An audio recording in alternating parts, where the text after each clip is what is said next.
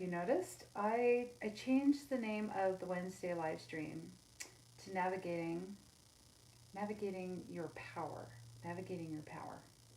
And the reason I did this is that we are taught from a really young age that we're navigating our life. Basically, we're navigating the issues of our life.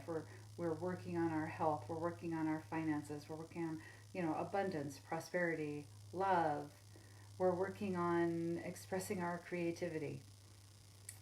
And then if there is a lack in how we are able to express any of that, if we're struggling with our health, with our relationships, with our finances, if we're stressed out, we tend to focus on that condition and fixing the condition. I'm going to fix my health. I'm going to fix my finances. And I was thinking, in the unity philosophy, we believe in like in not focusing on conditions outside of ourselves, but on turning inward to the indwelling spirit and walking by faith. Hi, Barbara. Thanks for popping in here. It's good to see you. Hi. So I thought, you know what? That's what, and this is just like my thoughts on it. Um, we are learning to be, we're learning to manage our own power. We're learning to manage our own power. We came into this life. We are a divine being in a body. We're not, you've heard the quote, and I can't pronounce the guy's name, but Pierre de Chardin, something like that. But we're not human beings that have spiritual experiences, those occasional, like, whoa, I felt at one with the world.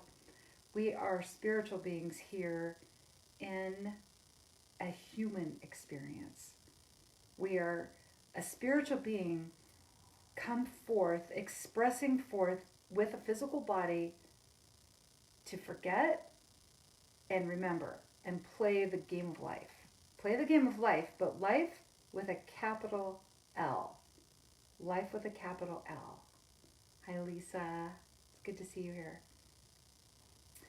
And so, by navigating our own power, when we find that we are really stressed out, we have health issues, we have relationship issues, we have financial issues, somewhere we are hemorrhaging our own power.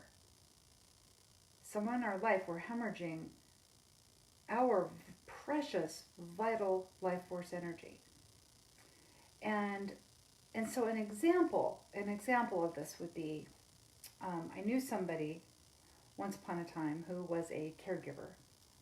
Caregiving is the hardest job in the world, I think, next to a surgeon for children. Okay, caregiving is extraordinarily hard, and I knew this caregiver, and she said yes to everything that her elderly parents wanted.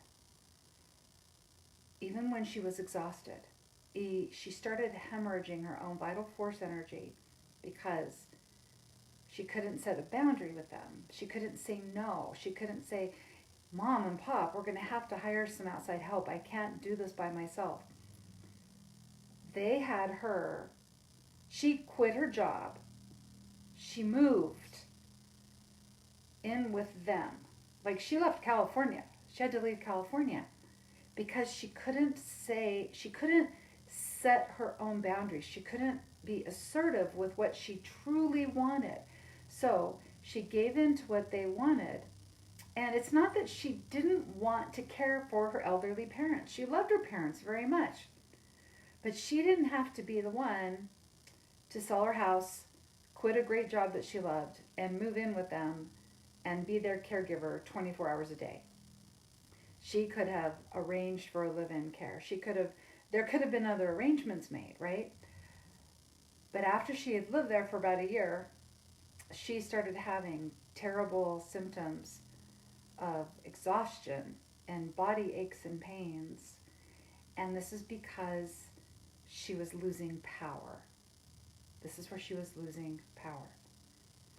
And so I wanted to talk about like one of the simplest things that we can do to honor ourselves as a divine being, but also be moving toward the life that we want to create, and releasing and letting go and detaching from the things that keep us stuck.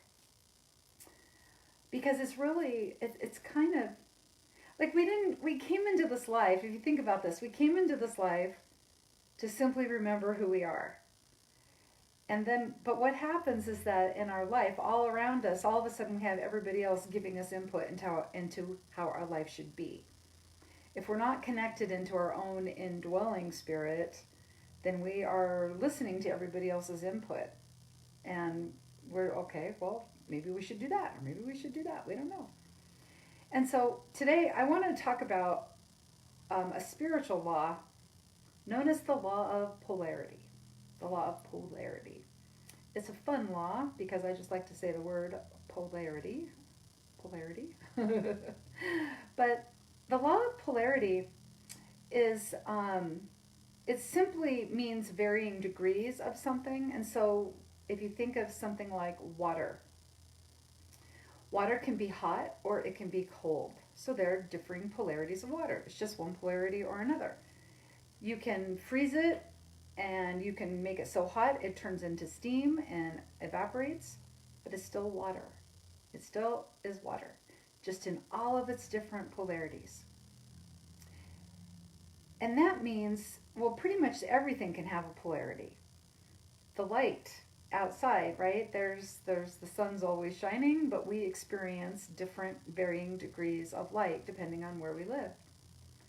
But we are also, because we are vibrational, we also have varying degrees of polarity ourselves. Now, just like we get to choose the water, we get to choose if it's hot or cold. We get to choose if we take a really hot bath or if we run cold water to make some iced tea or something. It's our choice that determines the temperature. We also run hot and cold. You could say we run light and dark too. Our varying polarities might look like being judgmental or being compassionate, being joyful, being despairing, being loving, being indifferent. You can embody all of those on any given day, right? You may have embodied 50 versions of yourself in one day. And it's just you resonating at all these different frequencies, but it's still you. Okay, you who were compassionate is still you, even if you get frustrated with a coworker. It's still you. Okay, you're just resonating at a different frequency. Now, this is good for us to know because it's the power of choice that gets us moving from one frequency into another. And I know it doesn't always seem like it's that easy. Well, I'm frustrated. I'm just supposed to choose to be happy? Well, it can be kind of crazy sometimes to think that however we're feeling in 1 minute, if it's pretty bad, that we could just choose suddenly to be happy. But we can make a choice. So imagine somebody is deeply despairing over the loss of somebody that they love, let's say. And they may be grieving. And you would not expect them just to choose to be happy, right? But they could choose to be, they could choose peace. And they could choose gratitude. They could choose to think about all the wonderful things they got to experience with their loved one while they were on this planet with them. And so what we do is we make a choice and we go to the next choice and we go to a next choice. Sometimes it may be that we're in a situation where it seems like we don't have any good choices at all to choose from, that they're all just like tough choices. But when we make one choice, whether it's the right choice for us or not, by making that choice, we get a new option. We get a new set of options to choose from. So if you're at point A, say you have option 1 and option 2 to choose from. And so you go ahead, and maybe neither of them sound great. So you go ahead and choose option 2. Well, that moves you up. Now you're no longer at starting point A. Now you're at the next point, B. So now B has a different set of options. It doesn't have the same option 1 and 2 that you had at point A. Now at point B, you have option 3 and 4 to choose from. Now every time we make a choice, it takes us forward. It takes us forward. And so eventually, even if we're having a really tough time, if we keep choosing and moving forward, eventually we're going to be able to hit the place where we can choose happiness. We can choose joy. We can choose a really good vibe, gratitude, enthusiasm. We'll get there. And so that's what this law of polarity is about. The law of polarity, I've read about it. I first heard about it actually in the book, The Kabbalion by the Three Initiates. I didn't get it when I read that book. That book was complicated. It was mystical and it was really interesting. But I didn't get that book. I mean, I had to read it over and over and over again. And then anyway, it was somebody else who taught me all about what polarity really is about choice. The polarity is choice.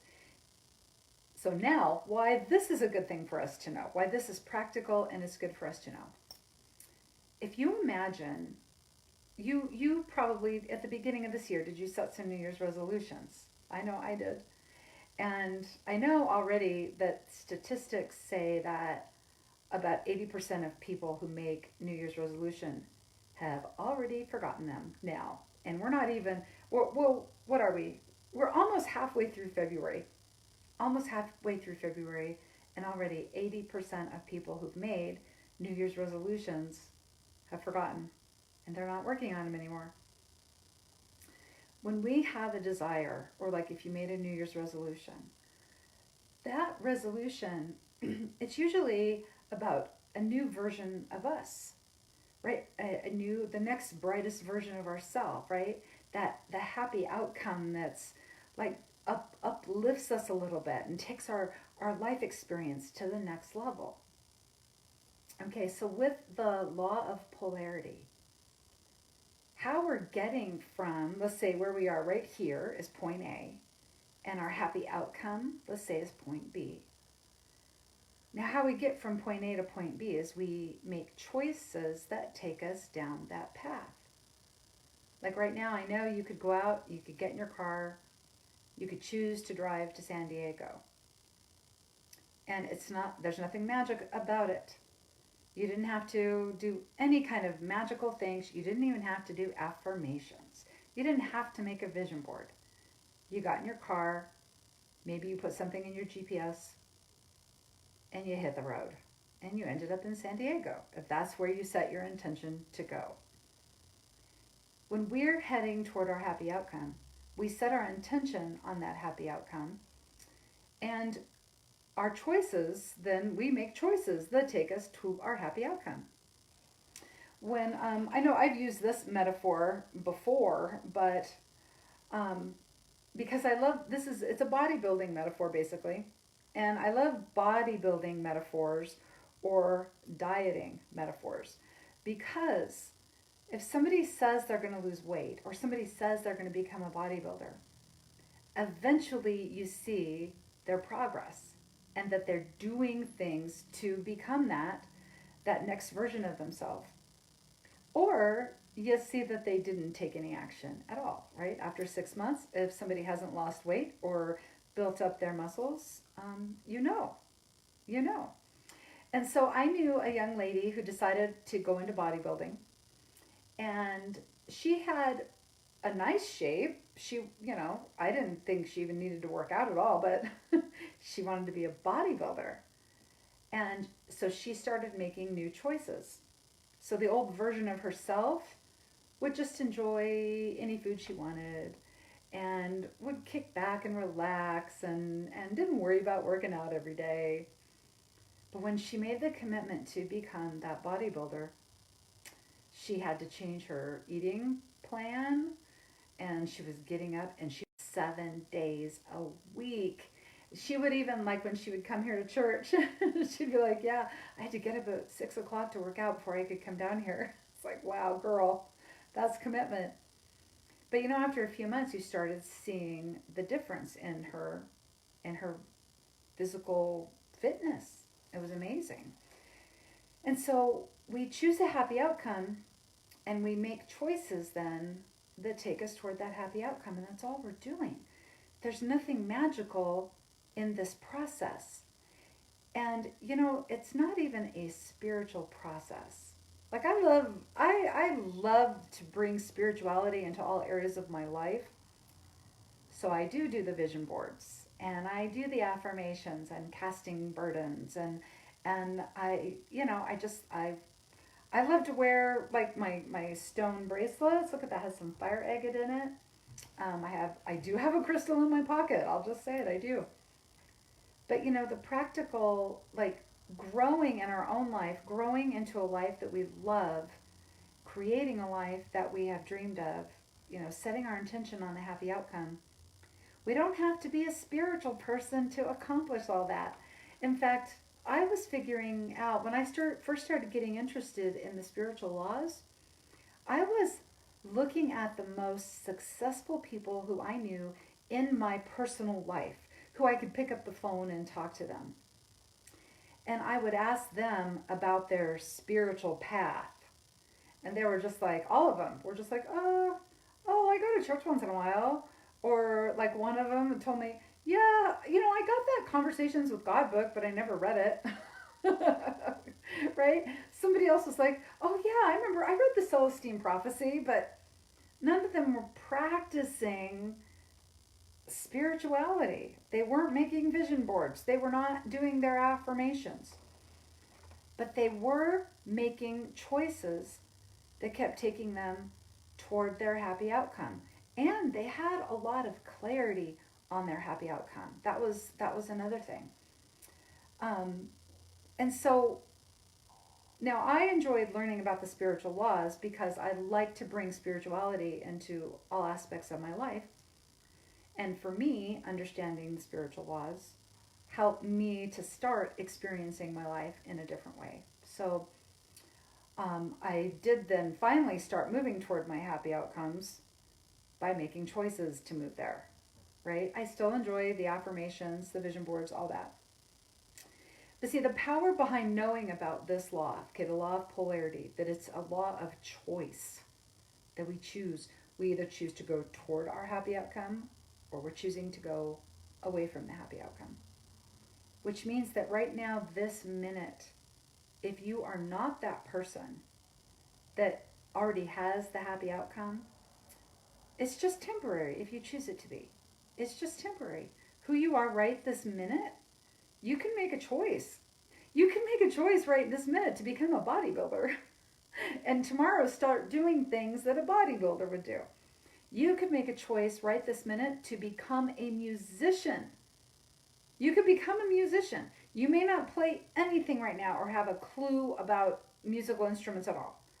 But you could, right this minute, you could, when you're done here, right? Research on the internet what instrument you might like to play. I've decided I want to learn to play keyboards this year. That's going to be my thing. I'm going to learn to play keyboards. No matter what it is that you want to do, if you aren't doing it right this minute, that means you just haven't become the person that does that. Like right now, I am not a keyboard player. I'm not a keyboard player. But my intention is to be able to say in a month, yeah, I play keyboards. You want to hear Twinkle, Twinkle, Little Star? How about the ABC song? All right. So whoever you are right now, you will be making choices over the next 24 hours. And these choices will either keep you the person that you are right now, which that's also fine. But if you're looking to make changes, if you're looking to up-level your life a little bit and bring a new happy outcome into your life, then you become the person that already has that in their life. Okay? Like when I start practicing on a keyboard, I'm not going to be great at it yet, but I'll just keep practicing and practicing and practicing, and eventually I'll be better. Oh, thank you so much, Barbara. Yeah, the stuff, it isn't, see, this is the other thing. I think people who don't, they're not particularly spiritual, not spiritual. The friends that I have who are very successful and not spiritual, they have a little bit of an advantage, actually, I think, because they just know it's all about them taking action. Or I don't know about you, but when I started following the spiritual path, I had this mistaken notion. I have this idea, and I don't even know how I got this, except for it was the other new agey spiritual folks I was hanging out with, is that if I got clarity on something I wanted to create in my life, if I would just think about it, it would just happen. And well, like if you think about some very, very famous quotes in the spiritual circles, what you think about, you bring about. Thoughts are things. Change your thinking, change your life. And so that led me to believe, well, if I just think about something, then it'll just appear. It'll just happen out of the ethers. And I also heard, like over and over again, the affirmation, in an easy and effortless manner, all of the good things happen to me. And for a while, I thought that meant good things would just happen to me. And I don't have to do anything. I don't have to do anything. You know, I was thinking about the movie Forrest Gump. I want to go home and watch that today, I think. I love that movie. If you think about the movie Forrest Gump, Forrest did not have brilliant ideas. He wasn't a brilliant thinker by any means. But Forrest participated with life. He said yes. He said yes to life. So when he was healing in the hospital after he got shot in the tushy, he learned to play ping pong. He got really, really good at it because he's playing it all day. But then somebody came and said, hey, go on a ping pong tour with us. And he just said, okay. And he just went. His friend Bubba said, well, we're going to, let's have a shrimp boat together. I'll be the captain and you'll be my crew and we'll fish for shrimp and we'll have our own business. And Forrest just said, okay. And he kept saying yes to life. And he ended up being a millionaire because of that. He just said yes to life because he didn't know any better. Now for me, you know, with on my spiritual path there at the beginning, there was this idea of easy and effortless, and I shouldn't have to do anything, and the universe will do everything for me. But that's not how our life works out, right? Everything takes some effort, but it doesn't mean it's bad. Like if you wanted to go on a vacation, you'd plan out your vacation, and then you'd pick a destination, and you'd pack, and you'd book your room, and figure out how you're going to travel there, and it would be a lot of work, the packing, and then just getting there. I've traveled with kids before. I know how much it's a lot of work to travel, but then you would get there, and you would be in this place that you wanted to be, and it didn't happen by magic. It happened because you chose it. You chose it. So we can, in this moment, we can just make a new choice and start behaving as that person would do. Right? Me, Deanna, who is a keyboard player, practices keyboards every day. So I start behaving like she would and practice keyboards every day. I need to get a keyboard. That's what I need to do. I guess that's where I need to start. Or maybe I'll become a xylophone player. That might be kind of fun. I'll have to think about that for a minute. Okay, but see, that's the whole meaning of acting as if. Acting as if is not about pretending. I've known folks who supported this idea of act as if you're already successful and go buy those expensive shoes and that expensive purse. I used to believe that. I was like, I will act as if I'm already prosperous and I will spend money I don't have. And that's not it.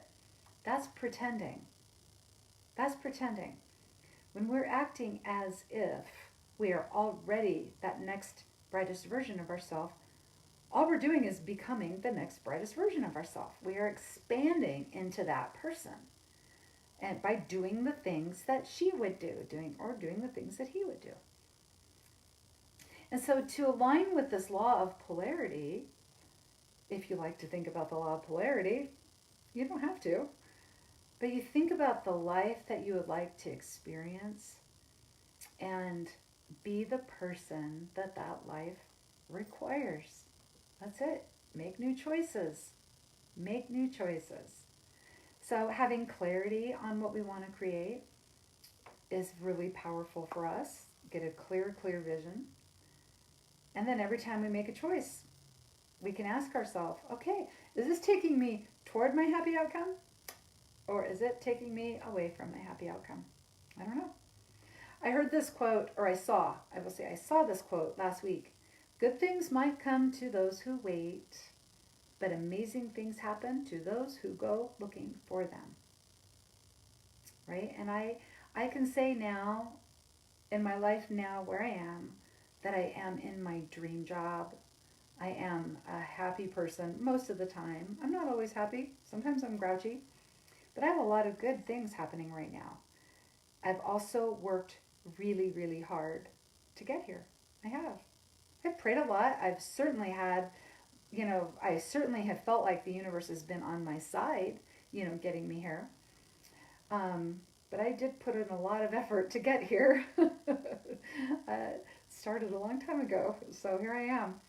This is another myth that sometimes we might think, because we're a spiritual person, that we can bypass this. But there's this myth that, well, if the universe wants me to have it, or to be it, or to do it, then it'll make everything fall into place.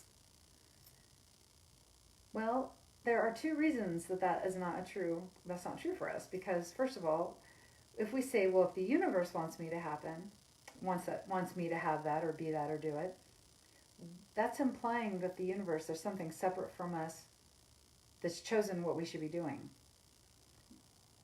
And we are not separate from the universe.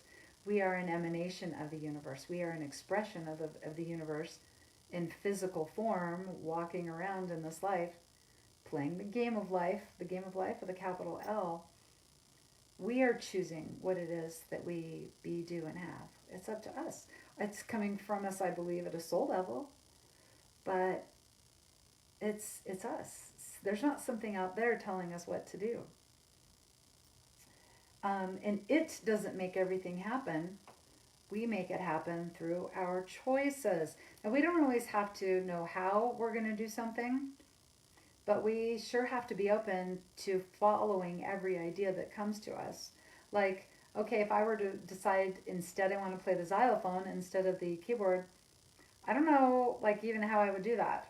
I don't even know where I'd go to get a xylophone and try it. Right? Well, but see, once we start thinking about something, that we want to do something, our brain kicks in to start helping us do that. Our brain's RAS, the reticular activating system. And so I will, just for grins, I'm going to write this out in my journal that I want to learn to play the xylophone. Although actually there's some other instrument that's kind of like a xylophone, but it's a little different. It has wooden keys. I think I'd want to play that. Anyway, I'm going to write this out in my journal, and I'm just going to think about it. And I know, over the next few days, I'm going to start seeing stuff about this that I'm not seeing right now. See, that happens. When we decide on something, we have clarity, we really get clarity on something, our brain starts directing us to that and changing our filtering system so we become aware of it.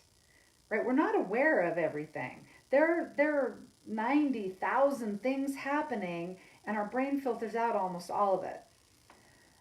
Unless you have ADD, and then you're not getting anything filtered that helpfully at all. But I can remember when I used to have a Ford F-150 truck.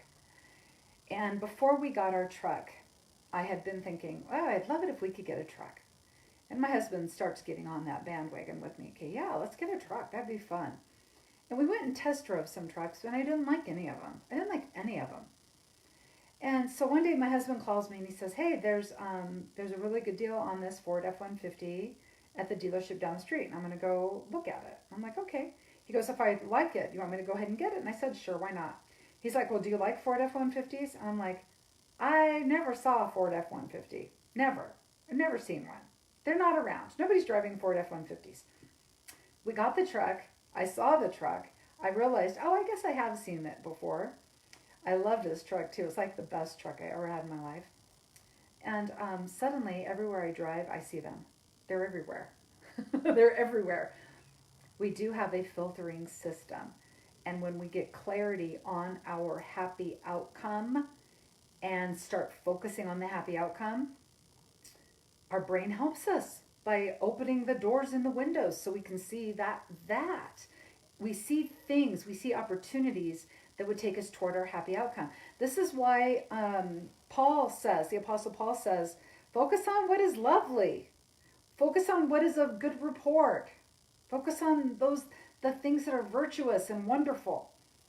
Because we can have a happy outcome in mind. Okay, say you want to book a trip. Oh, I want to book a trip to Hawaii, and it would be so amazing. But if you don't focus on that, your brain doesn't get to activate the RAS to show you how easy it would be to get to Hawaii. Instead, if you're focusing on travel is hard, and can we even travel right now? And oh, I don't know, I don't like flying on planes, and things are expensive, and that's a lot of work, and where would I stay? And if you're focused on all the things that are not lovely, not of good report, that are not virtuous and wonderful, well, then your brain's RAS system is focused on all that. Your brain is, just think of it this way. Your brain's always going to tell you, yes, you're right, yes, yes, yes, yes, ma'am, yes, sir, yes. So if you're thinking, oh, it's going to be really hard, your brain can show you 50 reasons why you're right, but why it's hard. Okay?